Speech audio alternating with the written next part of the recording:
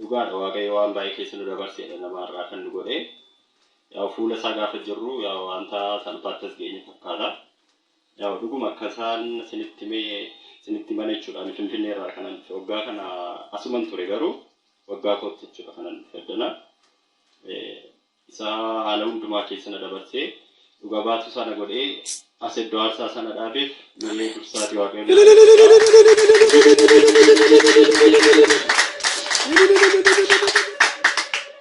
bifama ani 2013 dha kan inni Yuunivarsiitii Wallaggaa irraa xumuree jechuudha. Sana dura garuu challenge baay'eedha kan ani dabarsee isaan illee beeku. Garuu waaqayyo waan hundumaa keessa na dabarsee anallee du'a garaagaraa waan hundumaa keessa na dabarsee carraa barnoota naalaatee Wallaggaa Yuunivarsiitii waggaa 3dhaaf xumuree jechuudha.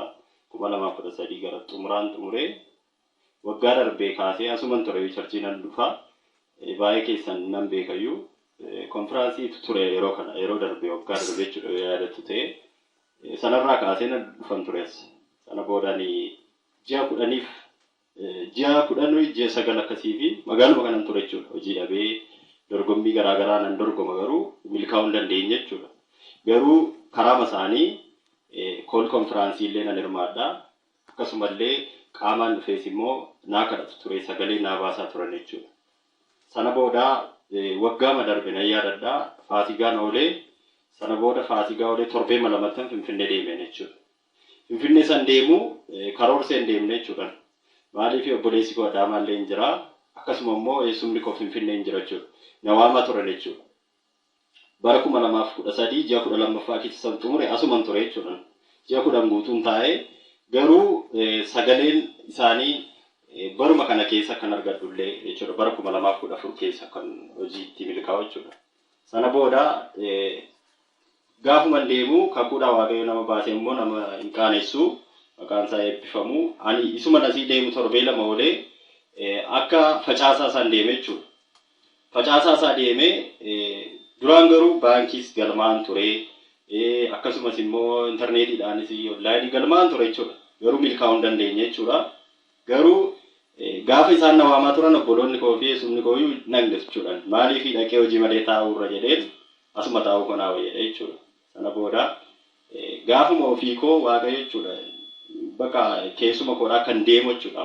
Fuma koodhaanii fuma koon tanaan jedhee gaafa facaasaa deemee sana booda gaafa jimaataasaa qormaataan na bilbilanii guyyaa sadaffaa kootti jechuudha. Finfinneema qormaata kootti qoraminaan jedhanii. Ani ganda'uun uffata muraasa malee uffata koo asitti dhiiseedha kanan deeme interview illee akkasuma naamanii ergasii uffata suufii illee naa erganii jechuudha interview kan itti godhu jechuudha. Sana booda jimaata isaanaa erganii qormaata nan qorame jechuudha. Achi nan milkaa'ee dhaabbanni amma irra hojjetu illee waajjira isaa karaa kool konfireentii illee dhugaa baheen ture waajjira Itiyoo Jibuutii jedhama reelwee Itoophiyaa jechuudha daandii baabura Itoophiyaadha achuma magaalaa Finfinnee jechuudha. Kana tokko keessatti jechuudha dhugaama dubbachuu fi dhugaadha suura kaaseen qabachuudha waraqaallee isaanitti ilaallee guyyaa konfiraansiin jiru yaadatu isaan waraqaa namni kadhataaf kiisitti baattan jirtu jedhanii karaa sagalee natti dubbatanii waraqaa sana baadhee jechuudha waaqayyo gaaffii kana naa deebisuu qabadhee kanan dhufe jechuudha maal jedha kadhannaan suni waaqayyo baruma kana keessaa hojii naa uumuu qaba balbala hojii natti banuu qaba fi balbala hojii immoo naa banee magaalaa Finfinnee keessatti ta'uu qaba kan jedhudha dhugaama dubbachuuf jechuudha. Maaliif waaqayyo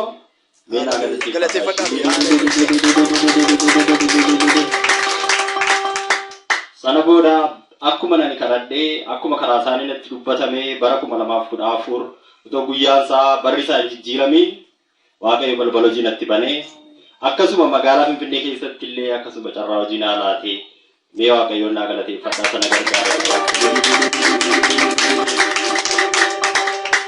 Sana booda jechuudha akkuma naqee interview godheeni sana booda torbee lamaan naqeetti hojii jammare jechuudha. Dhugaadha maneessuma koos naqnee mana obboleessa koollee nannee akkuma ani jibbe jechuudha mana namaa taa'uun egaa hojii malee taa'uun baay'een beektu baay'een keessanii hojii malee ji'a 10 sanas taa'ee hammam akkan dhiphachaa ture natu beeka. Garuu waaqayyo sana manqaaneessine waaqayyo isa kakuudhaan nama baasee nama milkeessu warra abdii kutanii abdii kutannaa keessa jirtanii ane laalaati akkasuma warra obbolootni keessan akkasuma obboloota dubartii shamarran dhiira kan qabdan hojii dhabaa maaliin kan jiru yoo jiraate gara waaqayyootti dhiyaatan waaqayyo isa beekaadha dandahaadha waan hundumaa gochuu danda'aadha. Kanaafuu waaqayyoon naa eebbisaa ammallee cimsaatiin illee dhanaa naa dhuguma waaqayyoo karaa isaanii waan guddaadha kan inni naa godhe waan qallaalee waan salphaa fakkaata dhugaa madaa maaliif ammanii ayyaana kanarratti dhufee addanatti dhugaa bu'uun koo baay'ee natti